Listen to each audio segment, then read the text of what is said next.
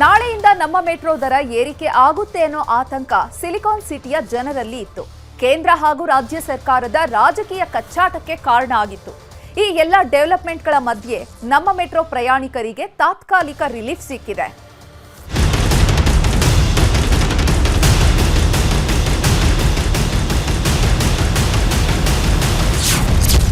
Metro ಪ್ರಯಾಣಿಕರಿಗೆ ಸಿಹಿ ಸುದ್ದಿ, ದರ ಏರಿಕೆಗೆ ಬ್ರೇಕ್.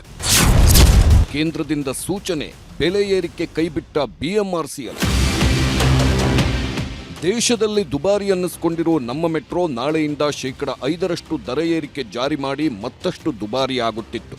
ಈ ಮಧ್ಯೆ ಸಂಸದ ತೇಜಸ್ವಿ ಸೂರ್ಯ ಮೆಟ್ರೋ ದರ ಏರಿಕೆ ಅವೈಜ್ಞಾನಿಕ, ದರ ನಿಗದಿ ಮಾಡುವ ಸಮಿತಿ ಹೊಸದಾಗಿ ರಚನೆ ಮಾಡಬೇಕು, ದರ ಏರಿಕೆ ಮಾಡಬಾರದು ಅಂತ ಆಗ್ರಹಿಸಿದ್ರು.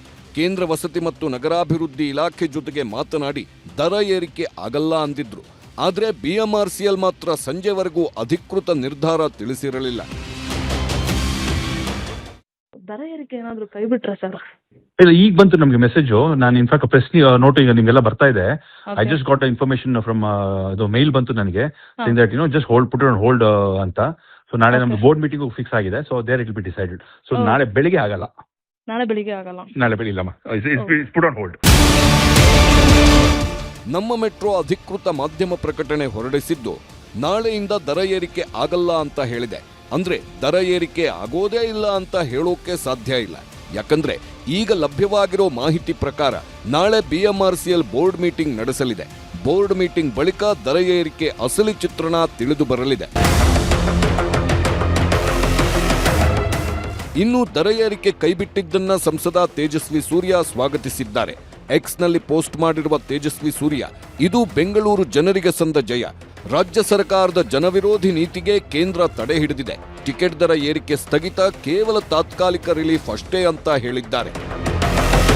ಬಿಎಂಆರ್ಸಿಎಲ್ ಅವರು ನಾಳೆ ಬೆಳಗ್ಗೆಯಿಂದ ಏನು 5% ಮೆಟ್ರೋ ರೇಟ್ ಹೈಕ್ ತಿರ್ಗಾ ಮಾಡ್ತೀವಿ ಅಂತ ಪ್ರಸ್ತಾಪ ಮಾಡಿದ್ರು ರಾಜ್ಯ ಸರ್ಕಾರದ ಒತ್ತಾಯದ ಮೇಲೆ. ಅದನ್ನ ತಾತ್ಕಾಲಿಕವಾಗಿ ಕೇಂದ್ರ ಸರ್ಕಾರದ ಒತ್ತಾಯದ ಮೇಲೆ ನಿಲ್ಲಿಸಲಾಗಿದೆ. It's a temporary hold.